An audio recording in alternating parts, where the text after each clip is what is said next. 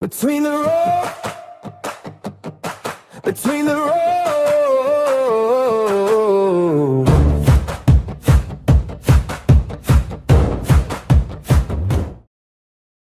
And I had a vision of like a future, which sounds wild, Yeah. right? And it was, and this is, I know I probably should, but I know this sounds batshit crazy, and this is why I like people shouldn't, don't listen to me, but it kind of showed me a vision of, because like years ago, I'm going to curve off now, but like 10 years ago, if you spoke anything spiritual or meditating this or that, you know, you was seen as batshit crazy or woo-woo, you know, when actually based upon science and things and like books and real people that really start, like there's ancient history, mate, that's just been covered up, right? Natural healing like modalities and holistic therapies which would change the world, right? But because of the pharmaceutical industry and because of pills and tablets and that generate is a billion-trillion-pound industry, we've all been kind of brainwashed in a way. And you could go to a doctor, right, and they'll just give you tablets. They won't ask you really how's your sleeping, how's your water intake, how's your food, like how's like life, how's this, how's that. They're just, how many people have been palmed off with depressants or tablets or whatever. And I know if you've been struggling, fair enough, yeah, but there's things that we should put in place to kind of, we need to fix the root cause of some stuff, you know, which is where therapy would come into, I guess. that helps, of course. Again, a modality. There's a way, like a really strong, powerful one, of course, you know. And you obviously do like hypnotherapy as well. I think that's like a way, you know, that can help change the world. So there is people like you and that are doing certain things. Same for like, again, breath work, you know, or people that meditate. These are all like natural modalities. Very similar sort of stuff. You know, even people that like that are good with the body and moving the body and relieving stress out the body and shit, you know, or yoga, you know, like I've done a lot of yoga because it's just good for you, you know, rather than self-medicating, like, or using coping mechanisms or being in a cycle of things that just are not good for you or your mind, you know. Where was I going with that? So you're going to tell us about the vision that you had. So, I wasn't avoiding it, I promise. But it was basically telling me, right, that the system that you know will collapse. And when you think about it, that's crazy, right? But we're all so dependent on a system which has been created, you know, by human beings themselves. Like time has. Most people probably don't even know that. Time has, the calendar has, you can look all this shit up. Everything about your life has been created by mankind, you know, and the way we live and breathe, eat, see, or do whatever, you know, all of our natural senses have been fucked with on a serious level, right? And this is why I believe that brainwashing and manipulation is a thing, and people will realise that one day we're going to look back on times and go, fuck, like how were we so blindsided, right, you know, with what's really going on. Like it's 2026, mate, and we haven't really figured much out at all as like a species, have we really, you know? And why are so many things, like why are we paying for water, like, and electric and gas, all these things that we need to survive? Why are they not non-profit? You know, like we should all be helping each other. It's because of greed and money that people, this is what I hate with business as well. Business can do this to you as well. It can probably, I sound loopy, but I'm in control of it, I promise. But like, it's kind of, but it does make you question shit at one point, you know, like, because I've been around that world of people that are, their egos are insane. There's people that are so driven. This is what it is. The world's run by like psychopaths, you know, and people that are like like when we was a kid, a millionaire was like insane, wasn't it? Like Yeah, that yeah. was the pinnacle. And as we've got older, like then like a billionaires have become a thing, and now that like it just keeps going, you know. Um, and we're apparently in all this debt. Like that debt's never gonna go, because why would it? Mm. Why would they tell us? When are they ever? Why would they ever turn around and go, do you know what? This government has finally cracked it, and we now have no debt. What would everyone then do? Do you know what I mean? Like Yeah. they almost lose control of those people, because that's why they keep you chasing things, right? Mm. That's why like years ago it was the white picket fence and the house and a nice car. That's when MTV Cribs come out. Everyone kind of got brainwashed to the idea of having this big house, nice car, and all Yeah. this. Now, through the power of finance, which is the biggest scam in the world, because it gives people the false hope that they can afford something they fucking can't, because people years ago used to fucking save money to buy for something, and then it's more of an achievement. Now someone can just go buy it on debt. Debt can be used as leverage, and I'm not a financial advisor or whatever, right? But it's true. It's chasing a dream. Then when you look back, fast forward to now, people have the house, people have a nice car, but they're still miserable. So now what's everyone chasing, right? You'll see this in the world, on social media, everywhere. Why is everyone all of a sudden talking about buying a bit of land and living so freely and having a farm? Most people don't even know how to fucking run a farm. And most people can't even run their own household, let alone a pack of animals. Do you know what I mean, though? Like, speak to a farmer, like the guy from Chatham, that's, I'll say a plumber, and go speak to a plumber and say you want to buy land and run a farm. He's just going to he's going to laugh at you. Do you know what I mean? Like, farmers work so hard, like it's insane. But I know a lot of this, right, as well, because you've got to remember I'm in the domestic sector, right? So for the last 7 years, I've been in homes and I talk to people every day. And it's like I've witnessed the evolution of the mindset of people as well. And what people used to really talk about, I used to know, like, test the water a little bit, what I could really say, and then all of a sudden, like, before you know it, a lot more people are talking about this sort of stuff, what I am, more than ever. Because people are getting fed up and people are starting to realise that maybe I might actually be lied to a little bit. It is really coming out. A lot of things are coming out as true about the banking systems, or like water. Imagine saying to someone 10 years ago, whoa, mate, don't drink that tap water. You can't do that. You'd be a lunatic. Of course you can. Now, do you know what I mean? Bear Grylls is telling you can't drink your water. Do you know what I mean? Like, but all these things are coming out. It's so true. And, but the vision, sorry, like I do again, it's all with context, right? But the vision was basically telling me that there will be like wellness camps set up, and people are starting to do it, which is scary, right? Because I had this vision 4 or 5 years ago, and I'd love it if someone was good enough to look this shit up to see when a lot of these camps started. But since then, a lot of these places, like I think there's one in Portugal at the minute. There's a load of people that have gone completely off grid, and they're like building up like communities, that can be self-sufficient and run themselves, and are finding ways to get water and do this and do that. Like, it's people are chipping in, like, and it's crazy. And this vision was basically saying to me, like, everyone's going to be running and turning to those people.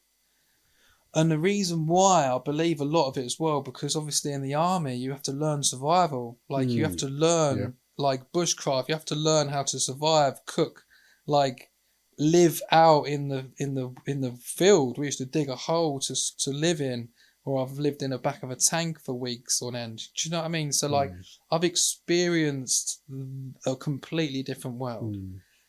But your average person in like society nowadays, if they get like stripped of all things, their basic necessities, like people would really start flapping and be dying everywhere, because they don't even know how to grow their own food. They don't even know how to like do anything.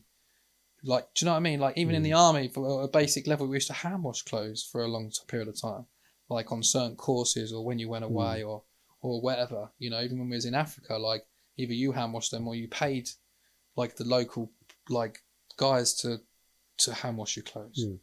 We used to have like bags of water to hang on a hook to kind of shower from. Yeah. You know, like, so imagine like if we get stripped of stuff, people don't realise like what we have. Yeah. And then what do they say? Like the comfort, like about comforts, like is a like your enemy in a way, and it becoming so comfortable. This is what they do. They make people so comfortable in life that they never go and do anything with their life. You know, you get one weird, crazy, wonderful life to experience so many people, experience so many things. You could literally, at a very young age, decide who you want to become and do it. But the thing is, people get influenced and manipulated along the way. Why don't you become a policeman? Like, why don't you become a postman? Like, why don't you just do that? Like, do you know what I mean? Like, job roles are created, and all of a sudden it's kind of like as a kid, what do you want to be when you grow up? You should go do this. Like, why don't you just do that? And everyone starts fucking panicking and flapping and just pick something, you know? Rather than, like, people nurturing their own good skills and qualities to become something they want to, or being that creative. That's why some people slip through the net and become artists or singers or whatever, you know, people that go against the grain a little bit, you know, or I mean, don't get me wrong, when I was a kid, my dream wasn't to become a plumber. What was it? I always wanted to, but what I always wanted to be was a soldier. Yeah. And I achieved that. And then at a young age, I wanted to have my own business. So it's funny, I've mentioned him before, but like Farron Henderson, he's got his own company, right, as air conditioning. And when I was in the military, I used to come home and see Farron, and we used to go for a cafe. And we spoke as kids, like what we wanted to be when we grew up, and how like we wanted to have our own company. We wanted to do like bathrooms and kitchens or whatever. Well, in July, I moved into an office 2 doors away from him on Medway Sea Estate, and he's got his own company, which is thriving and doing really well as an air conditioning, and we are doing gas and heating 2 doors away. So to me, like I have set out to become or do something, and achieved it, like in a way. Don't get me wrong, now I feel like I'm quite far away from where I want to be, but I understand that I'm still achieved a lot in my life. You know, like for me, I sat down with a lady in 2020, right? She lived the road behind me on St Mary's Island. And she was going to help me do some business planning, right? This is how some things align as well, and just come out of nowhere. So like, it was just she put me around to look at her boiler a little bit, right? And then she says to me like, we got on so well, and she was like, I'm going back to do my degree, you know, and I need to basically do a portfolio or whatever on a business that wants to grow and do this or do that, you know, basically like to do a business plan. Yeah.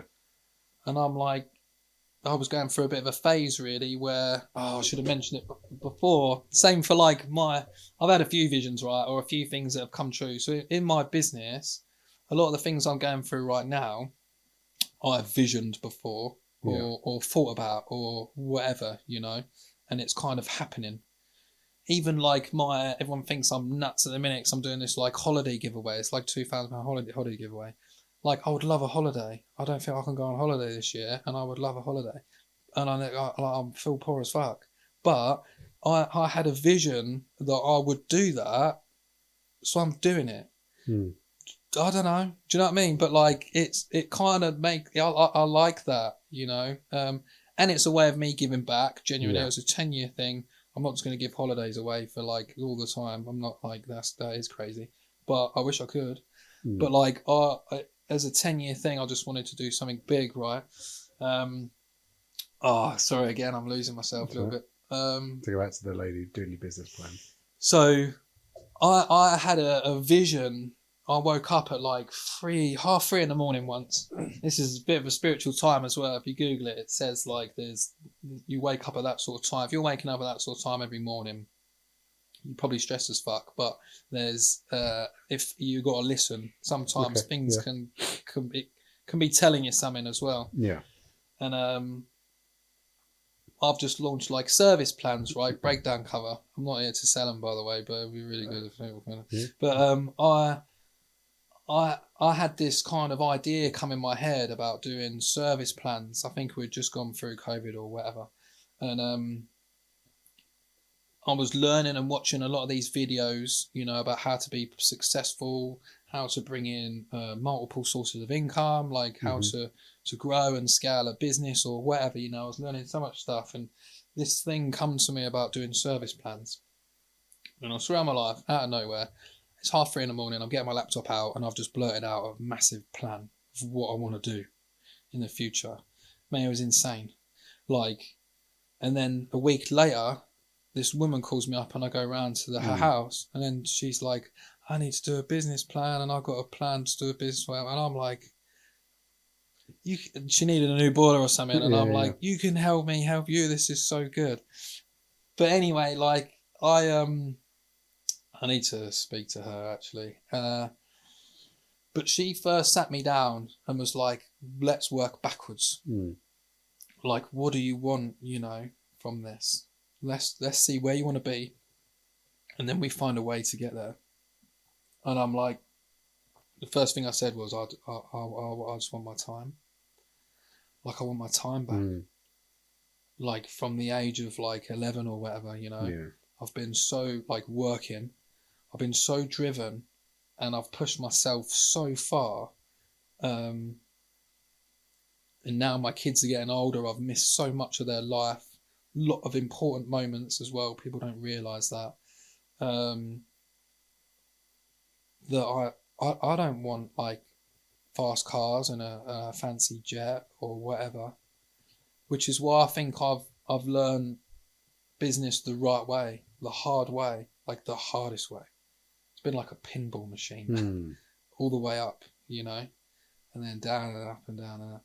And like, yeah, she said like it was time I wanted, mate, you know, like I think everyone needs to be able to just live. I think once you become so conscious, because that's again like in a spiritual term, right? I always say awareness is everything. You got to be so aware of yourself, so aware of your mind, your body, like on such a deep level that you know what you like, what you don't like, you know, your people around you, your fucking energy, like when you need more water, food, whatever, like you got to be aware of everything. Comes back to awareness. Everything you want to discuss, talk about, your life, you, whatever, it's awareness is key. And there was another really important one I just forgot as well. Oh no. I was talking about becoming so conscious, you know, because I think if you can take yourself to such a good place, which isn't easy, like, and I have so many low moments and depressive moments. I think I've suffered my whole life, and everyone knows that. But you can take yourself to a really good place, and your need and wants are for nothing. Yeah, it's crazy. But I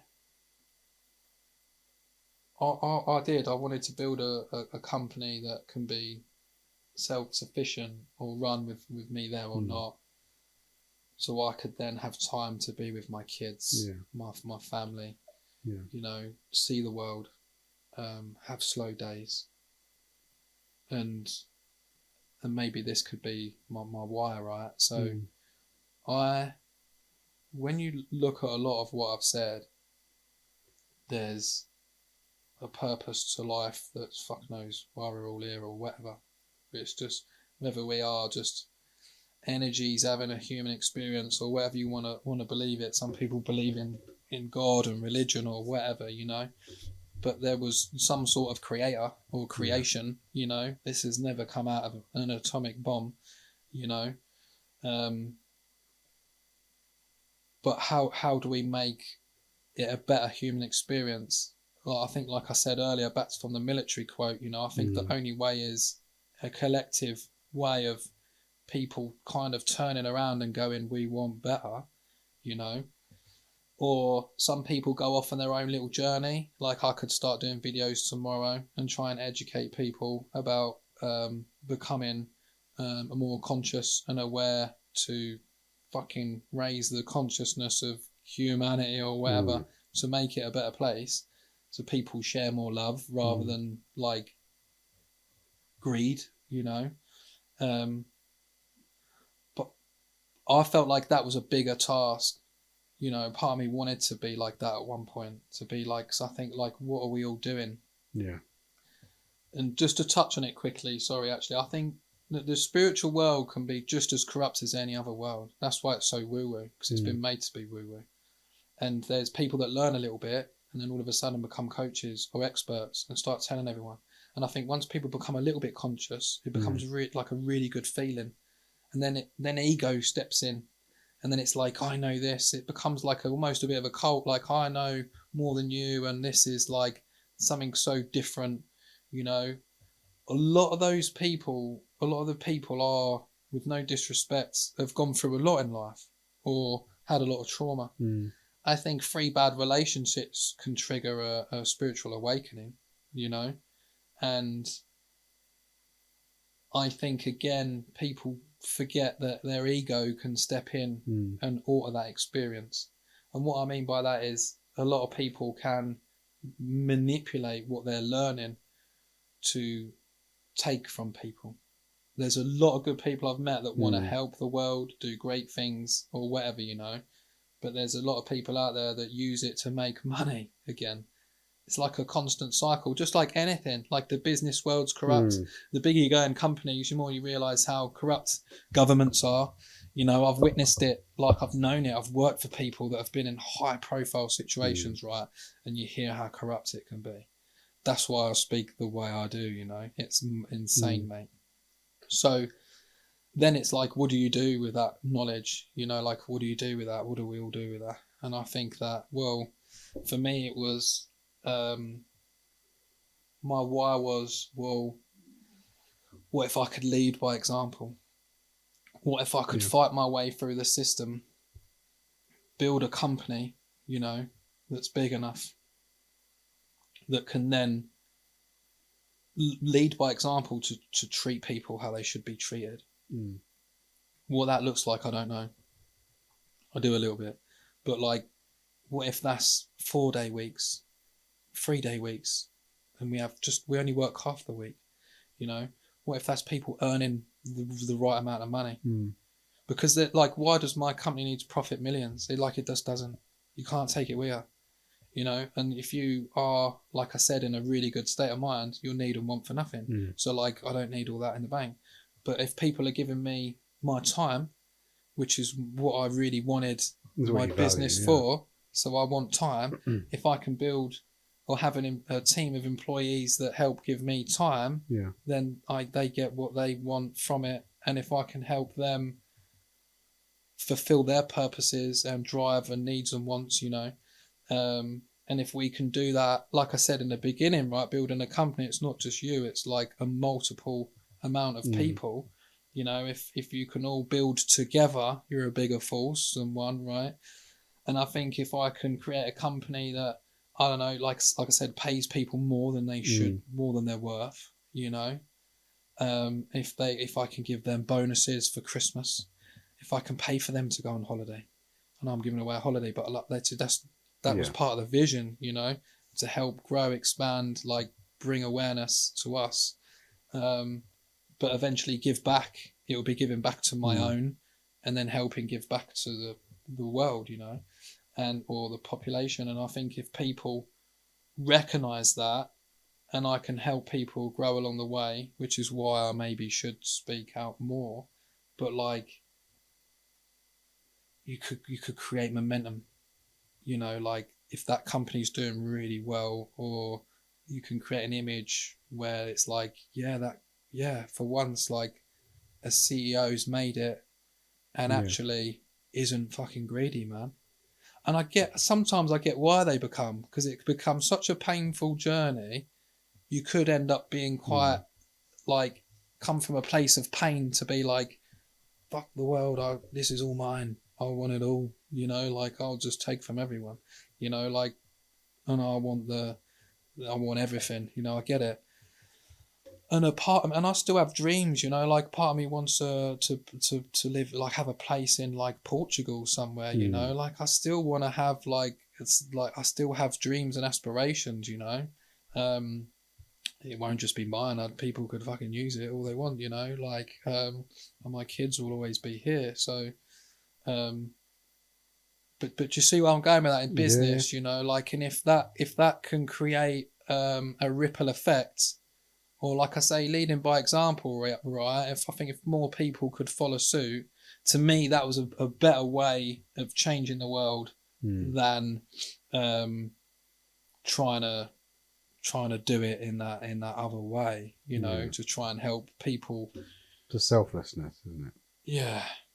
When you've got kids, it's different. Like we should want that. Why are we all not like the middle-aged lot, like not really busting a nut to help change things so our kids have a better life? Yeah. And it does, doesn't it? When you have kids, it changes everything.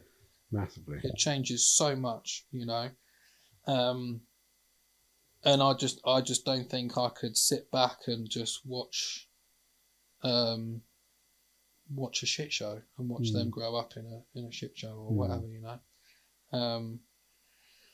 And it probably comes from a place of pain as well, like, of course I'm driven by what I've been through, like I was so down and out as a kid, and there's been times where I'll just think, fuck it, I don't want to be here. There's been many times for me, like if there was a ladder to check out of here, I'm fucking climbing it. Yeah, I kind of wanted to touch on that a little bit, because I know when we met up for a coffee last time, you was telling me about one of those times of kind of wanting to check out, and it was around that. I don't know whether you want to share that or not. You don't of course, but, yeah, mate. But I think it'd be interesting. I'm here to be vulnerable, mate. Yeah, I think it's interesting for, people could relate to it or may have had similar kind of experiences. But I remember you said it was around sort of like Christmas time. Yeah. I mean, yeah. Well, I think, like I said, well, at a young age, I had a great awareness, and I think joining the military helps you become like bulletproof, man. What made you want to leave the military? Just off. My dad got arrested. Yeah. My dad got arrested and got put away for life, and I felt like at the time, my family's really small, and I just felt like at the time I needed to step up and take that seat, I suppose, at the helm and help my family, which hasn't really happened, and it's done fuck all for my family, to be honest. Like me leaving, I mean, it destroyed obviously my whole family, and they're all a bit fucked up, and no one really talks to each other. I have not a very good support family network. It just is the way it is, But kids too. I don't think I could have lasted long with kids. I was obviously a bit bitter to the fact that they wouldn't let me back for Jessie's birth. Yeah. I was in Africa, and it wasn't really a necessity. Yeah. I was a really good tradesman. That's why they wanted me. I'd been there with a different squadron a couple of years before as a tradesman and did really well there. And I know that's why I went with a different squadron. Right. They wanted to use me. And that was the only reason why, really. Because I don't think that would happen in this day and age. Yeah. Really, which is a massive thing, isn't it? Like I've been there for 2 of my boys' births, but not my eldest, Yeah. Like that's like he's gonna know that growing up, and that ain't great, is it? I think he'll understand it, but still. But yeah, like I said when I first started the company, I felt like the minerals I had were insane, and I always felt very mentally strong. like I'm leading on. Like so mentally strong in a Mm. way. And I always wondered, you hear about suicide and stuff, and in the military I heard it a lot. I had a lot of guys approach me saying they're struggling mentally or after being on tour, or it's a different world, right? People die out there, Yeah. and people get really injured or blown up or whatever. And you do face it a lot. Um, and I don't think many soldiers take it, um, don't speak of it enough. I think it's hard because people only ever ask you if you've been to war and if you've ever killed anyone. But I think even just joining the army alone, if you've never really done a lot or got a lot of medals or been a hero Yeah. like they show on the TV, you're still an incredible human being for putting yourself in that situation. You know, I was signing a will at 16 years old for my life. You got to sit in a room and decide who gets the stuff you have when you die. Do you know what I mean? I'm not even an adult yet. And you're writing a will to who's going to take your belongings, you know? Like, that's insane.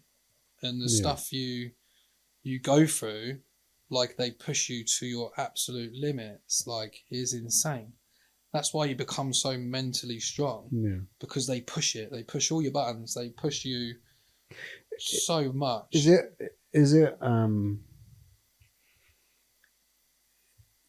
it a sense of being mentally strong, or is it kind of a sense of being numb to it? Like over it. I mean that by sort of like overexposure. Like you see something so much, you kind of numb to it. Does that make sense? Yeah. I think a bit of both. I think it does become numb. I think a bit like it's like going into a state of shock, isn't it? Yeah. Almost, you know. I think, and that can happen. I think I've always been. I think because of my childhood, that's what made me really good in those situations. Yeah.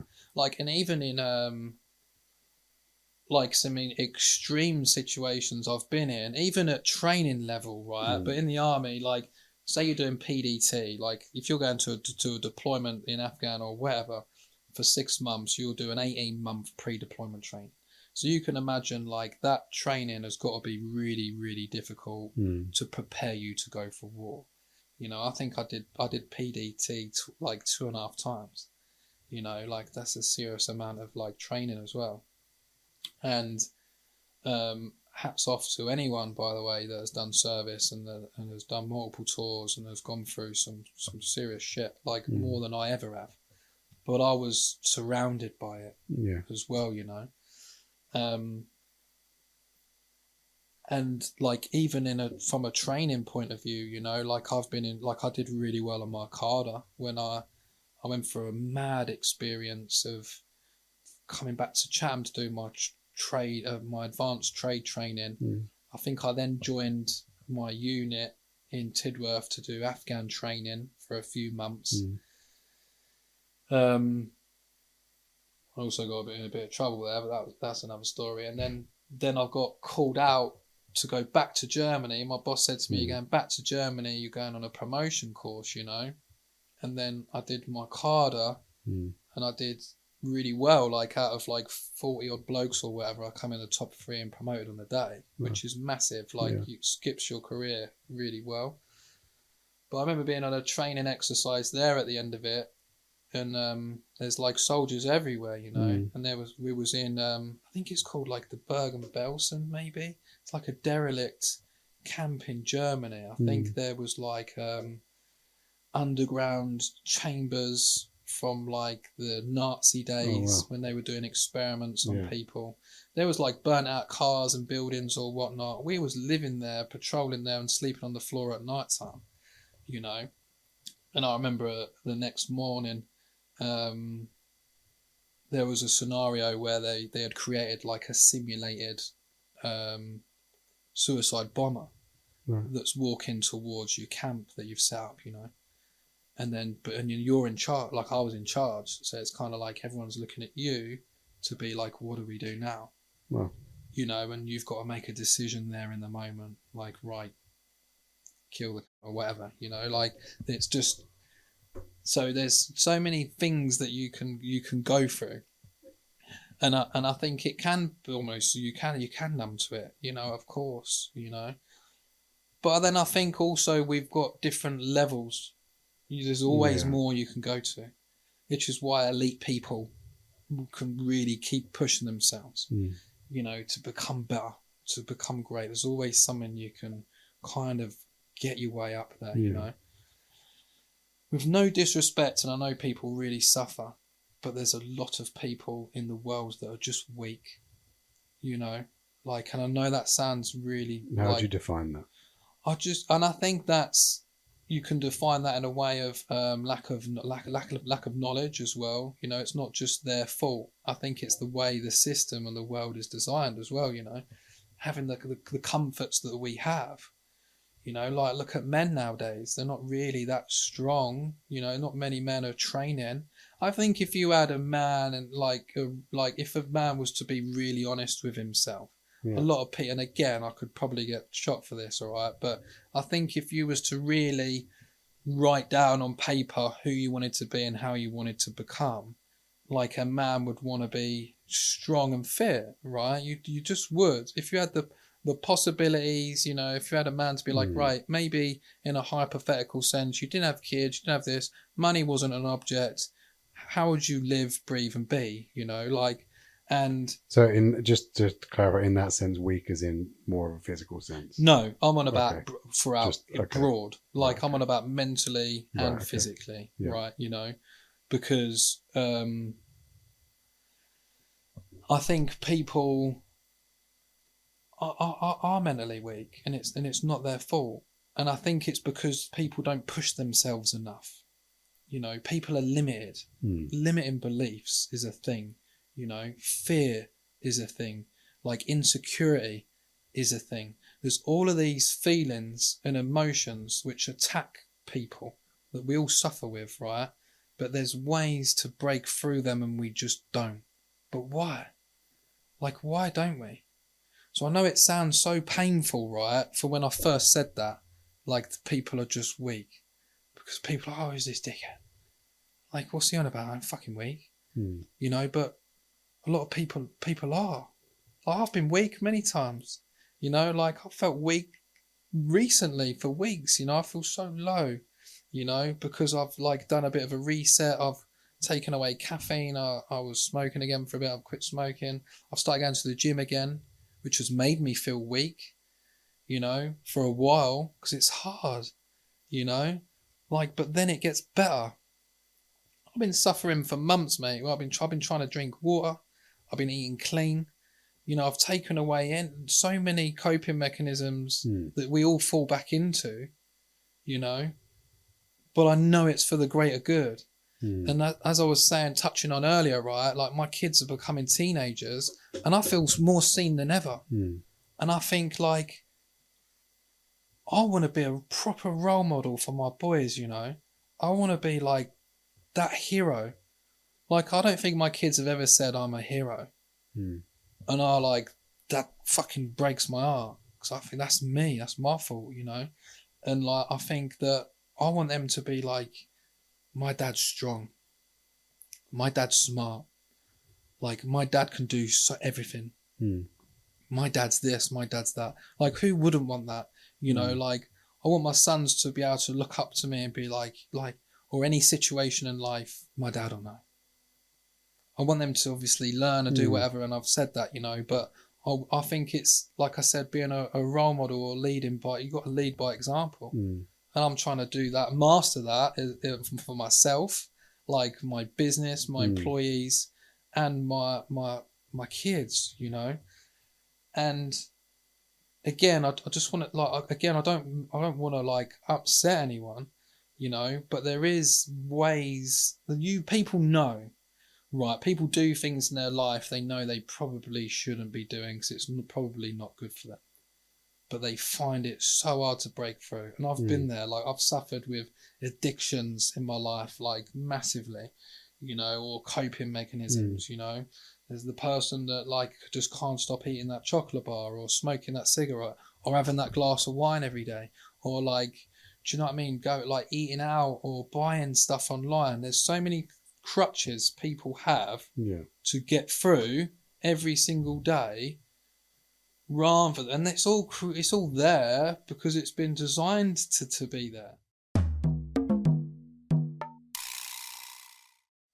I just think that people can do more, and as a world we can do more. Yeah. And again, I think that only helps our younger generation, because like a lot of our younger generation that especially went through COVID, you know, in those few years of being locked away, like and I don't know about you, but a lot of kids since then barely even go out anymore. A lot of kids are just confined to their own room.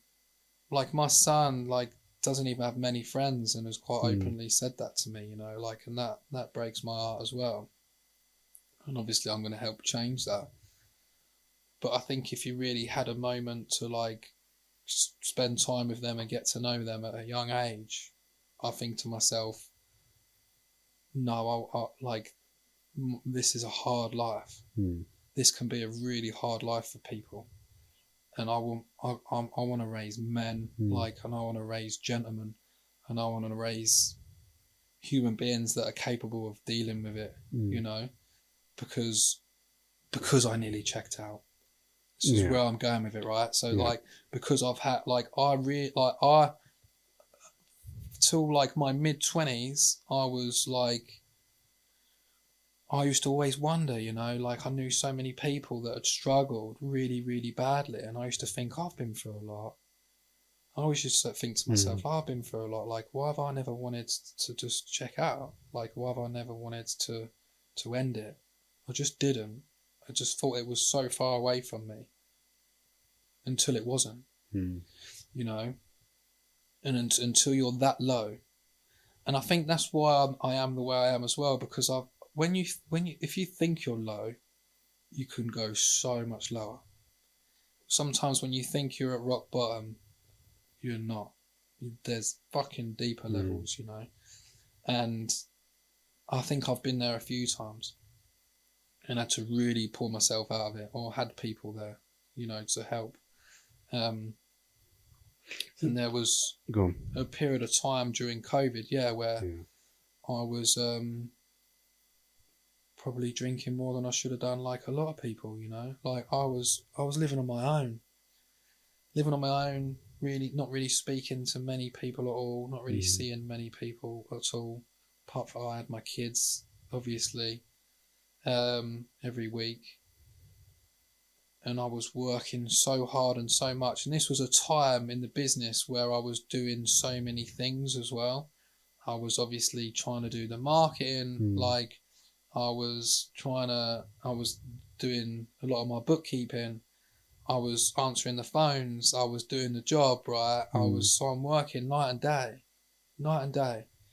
And it just drags you down. And people drag you down as well. People try and take from you, or want things for free, or are horrible to you, or call you late at night or early in the morning, or throughout the night. And don't get me wrong, we're like 24/7, like that's cool. But like, I feel like in a business as well, you know, when you're providing a service and the way the world become, and how fast paced some things become, like Just Eat and Uber and stuff like that, people's wants and needs, you know, were so high that we become almost like robots, right? You know, that's the issue here. And sometimes you could be going through something so hard in your life, but like for me, I become JJS. I was never Brent for so long. I was just my company. I was JJS. I feel like this is what an actor can almost go through. You know, like a really good actor, they almost get lost in that character. I think they've spoke about it, right? You know, and then they forget who they really are. The whole world knows them as this character, you know, and that they almost lose their identity. And I think that can happen in business as well, really. And I think that was happening. I remember my sister ringing me once, and she was like, "You all right?" And I said, "Nah." And I said, "Can you just bring me a packet of fags and a bottle of whiskey, you know?" And I think that was the first time when she walked through the door, and she's like, are you alright? And I just said, nah, like, I've had enough. Like, I just don't want to be here anymore. Like, it's just too hard. Like, why is it all so hard, you know? Like, it is. You know, relationships can be hard. Like, work's just so hard. You're trying to chase your dreams and it's hard. Being a parent can be hard. Sometimes it can just knock at you sideways. Yeah. I feel like I've had that my whole life. There's just nearly every year of my life, there's probably been something quite dramatic that's happened which could knock people back a while, you know. And I just feel like I had that relentlessly. I just did. And then, like that year, I remember, like I was always still very professional in my job. I always showed up every single day. Like nothing ever impacted my business, you know, like at all. Like that's genuine. Like I said, I lived and breathed JJS, you know. But in my own time, when I ever got a moment, that's when I let it all out. Like it's like I was like acting for that period of time, and the moment I had time for me, I become an absolute breakdown, and like I was a wreck, you know. And then I remember buying myself. I was struggling to sleep. I was taking sleeping tablets. There was times where I would just be taking loads of tablets and drinking to just pass out, you know, on a weekend or whatever. And then I remember buying myself this like 65% or 70% was really, really strong whiskey, and I just put it on my kitchen side. And I was like, I think that year I knew I was going to have Christmas on my own. And I just remember saying to my, like, I was checking out, you know, and I was like, it'll be that bottle. It was all like a plan, I guess, you know. And it was, I can't remember all of it, but I remember like leading up to Christmas, you know, it was like there was this voice in my head. It was so strong. And it was basically telling me, you know, like you're killing yourself. Not just did the drink, but mentally everything, you know, like I was pushing myself so far, and it's just like you're just killing yourself anyway, you know. And I just ignored it and powered through. And so many things, this is why I love like some like mediums and some things like that. Some things just happen or align, and I've witnessed miracles in my life, like I really have. I genuinely think there's higher powers that be, and some people are really gifted as well, like they just are. And I've met and seen it, like I just have. And even then, that was a bit of a moment, you know, because I had learnt some things spiritually in a way.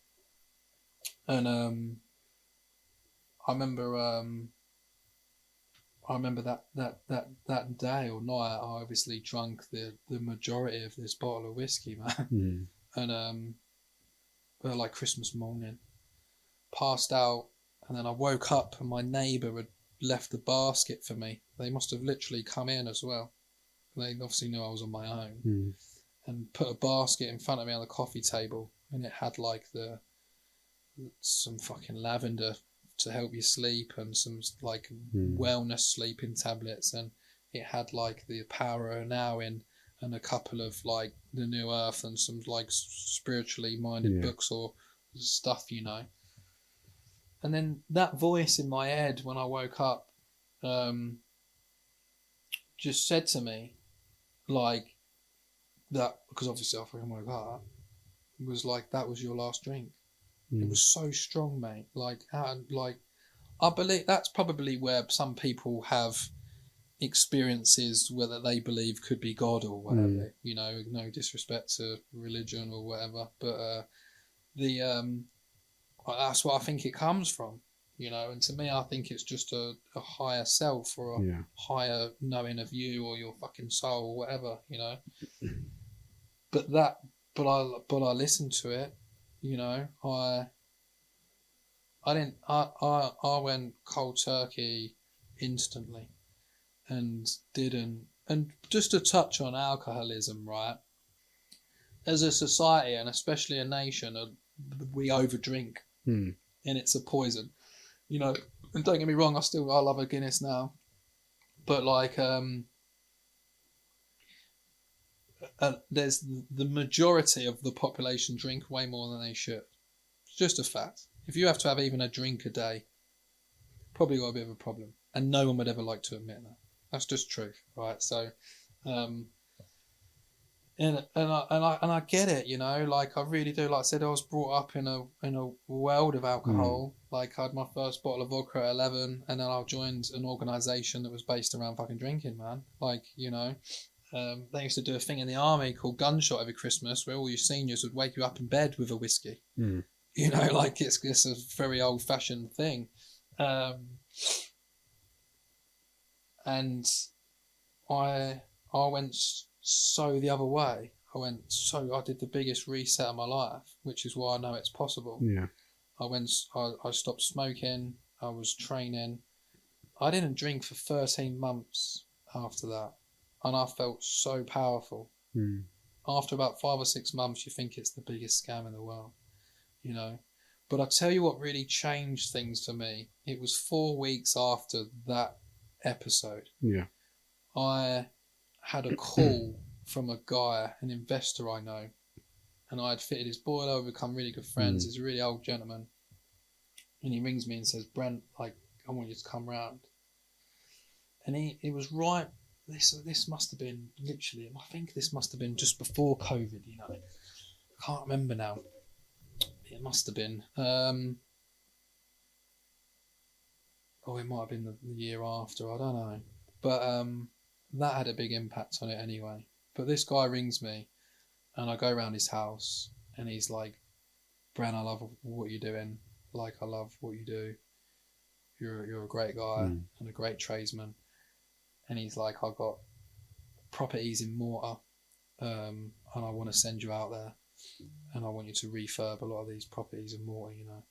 Which is like insane, isn't it? Like that was just like, and do you know what? The biggest thing I've got to express, it never happened, but it didn't matter. Like and I think it was because of COVID. So I remember it affected it so much. And it honestly wasn't about that. I remember leaving his apartment, and this is 4 weeks later after being at the lowest point of my life, right? Yeah. And it just made me realise, because I had made a change and decided to make a change, the universe, the world, whatever, can change for you. Do you know what I mean? Yeah. It was like something telling me, this is how quick your life can change.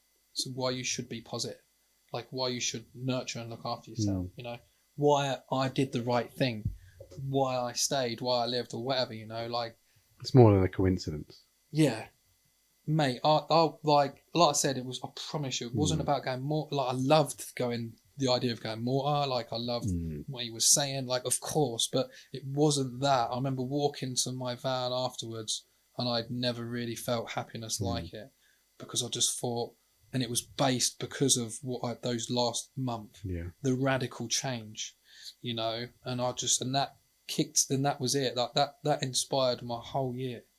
I went to stag do's, I went to weddings, I went to birthdays, I celebrated my 30th where we had a big party. I didn't drink through none of it, mate. Like that drive to just be like, no.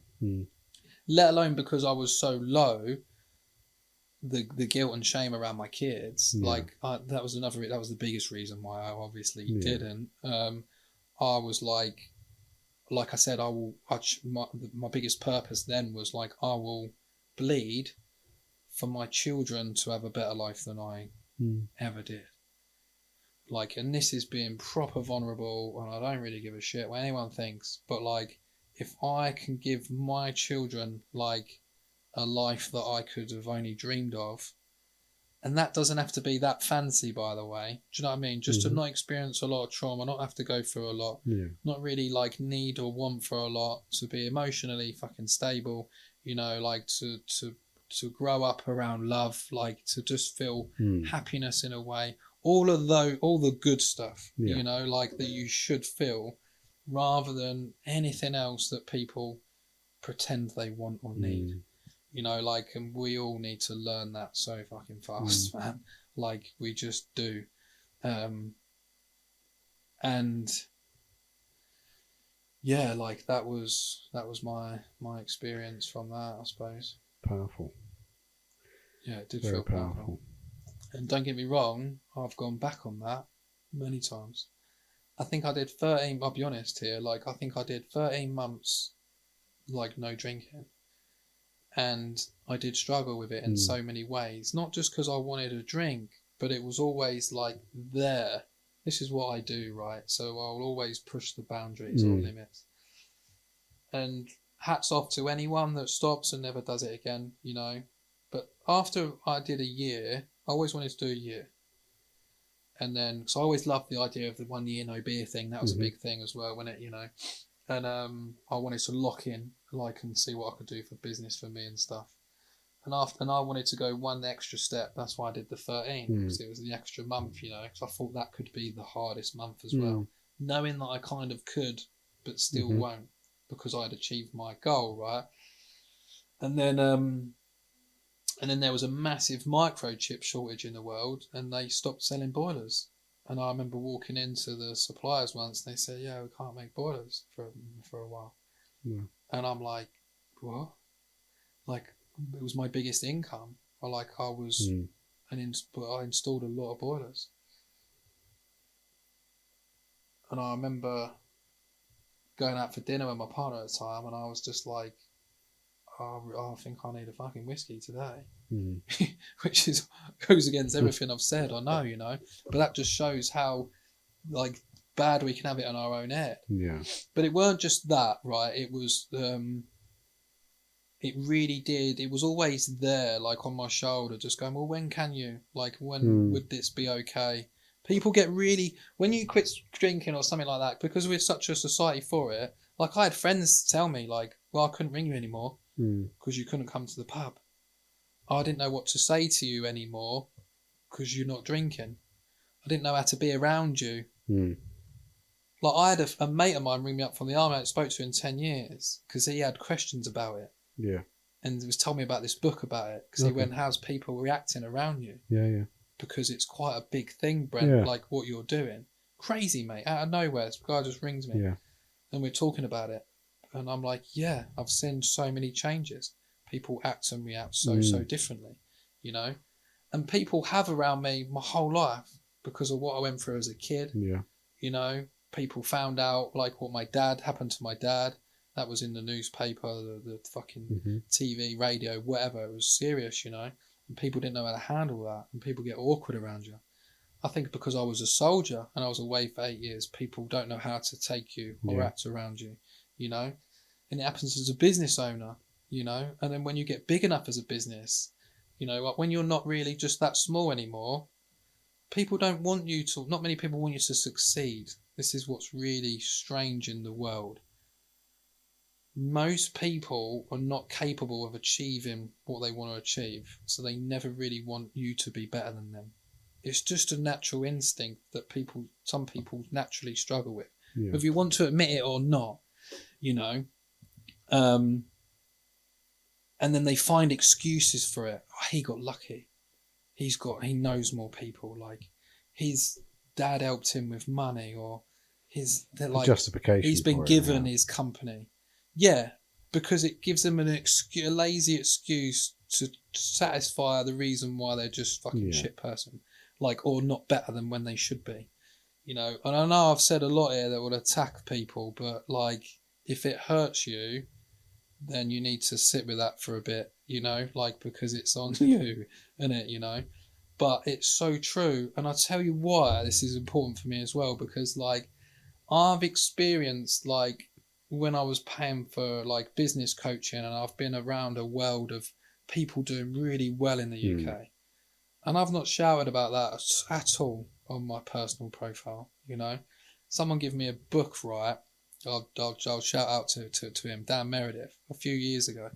Someone gave me a book about Dan's book called How to Be Fucking Awesome, right? And it was one of the first books I ever read, and it was amazing. Like, it did change my life. I thought it was brilliant, you know. And I started following him on Instagram or whatever.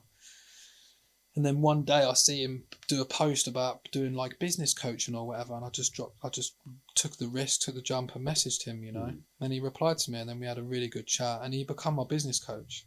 So like this was a guy like whose book I read, like it sold a couple of million copies or over 1 million copies or whatever.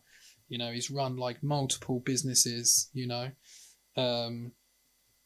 and then we almost become like really good friends. Well, we become really good friends, and he become my coach and helped me for like 2 years. Like, to me, that's crazy as well, like just how some things align or be if you push yourself enough. And do you know what? When you're around a crowd of people like that are successful in the world, they're the people trying to bring people up. Like, I went to Dan's event. He did an event once, and then I met, I was talking about stuff like this or whatever, mindset and whatnot. And then one of the girls there, like Danny, ended up like messaging me a few days later saying, "Oh, I've got tickets for you for EE, like Expert Empires in London." And I'm like, wow, what? So then I got given free tickets to go to the Expert Empires, which is like a really good event that business owners and entrepreneurs go to. And there's like speakers there, They've had people like Wim Hof and all sorts, like Stephen Bartlett, and like loads of different people I think have been to go there or whatever, that would help with a lot of the stuff I've spoke about, like mindset,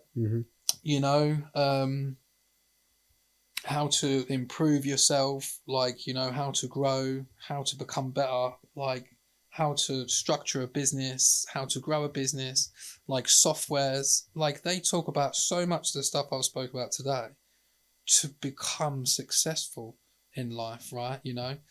And those are the sort of people that, like I say, will pull you up. They want you to win.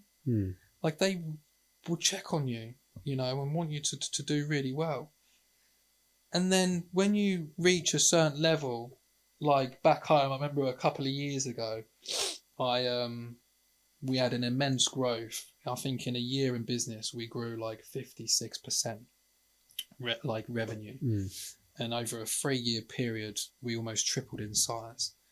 And I employed, I remember, like 3 or 4 people extra.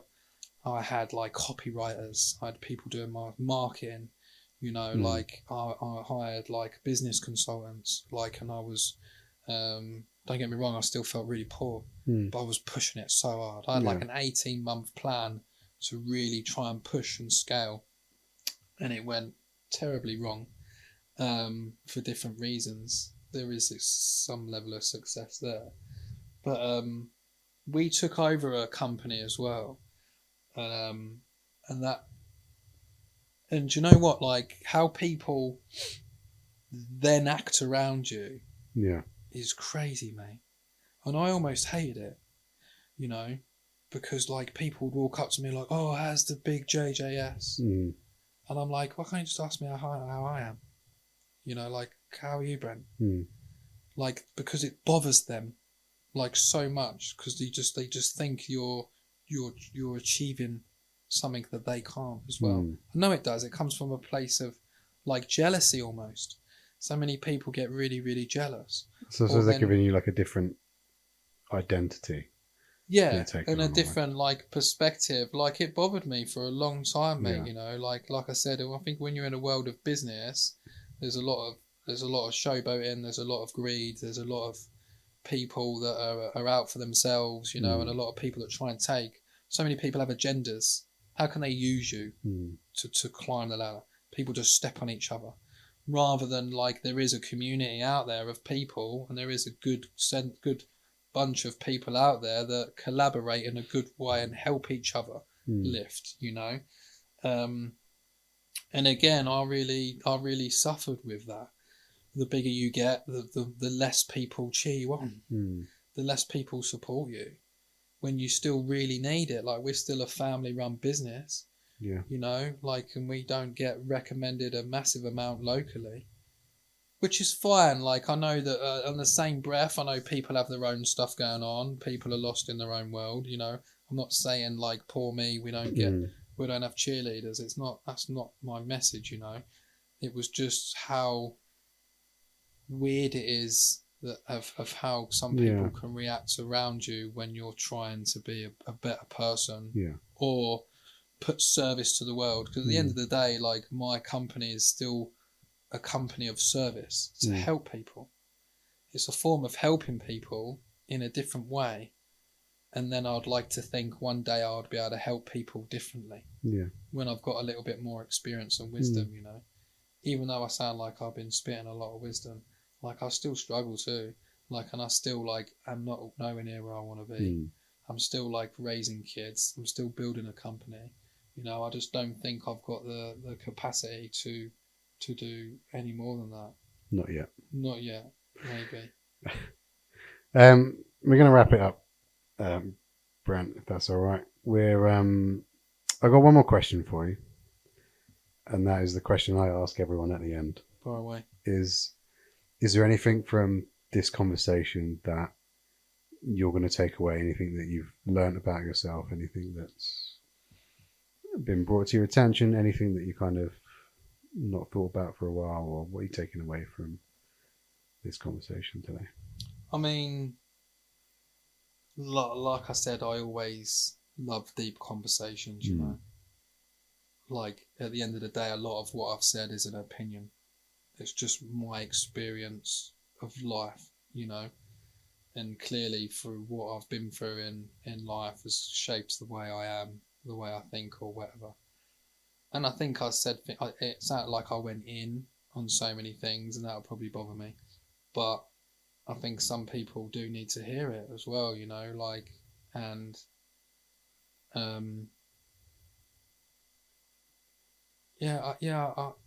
don't know. I think it's I think I like that I was as vulnerable as I was, because that's hard, you know. I think I've always struggled to be seen in that way or put out there. If anyone watches our social media at the minute, right, the majority of our videos are me just hating the whole experience because they're trying to video me and I've got to say something and I just go blank and I can't cope and I don't really like it. I think people would think that probably the opposite of me. And yeah, that's mad, but yeah, I don't know anymore, mate. Sorry, I'm fried. That's a lot, isn't it? It's late as well, so I know. I appreciate it. Thank you very much for coming and chatting. We'll get you back on again at some point, I reckon. There's still lots more stories I think you got to share and lots more I want to know as well. So. Yes, mate, always, yeah. But yeah, no, thank you very much, mate. Thanks for listening to Between the Rolls with me, Michael Blown. If you've got any thoughts, feedback or questions about today's episode, I'd love to hear from you. You can reach me by email at loquicounselling@outlook.com. That's LOQUI counselling@outlook.com. Or through my website, www.loquicounselling.co.uk, or on social media at Loqui Counselling and Hypnotherapy. If you've enjoyed the conversation, please like, subscribe and share it with someone who might relate. Take care of yourselves, and I'll see you next time on Between the Rolls.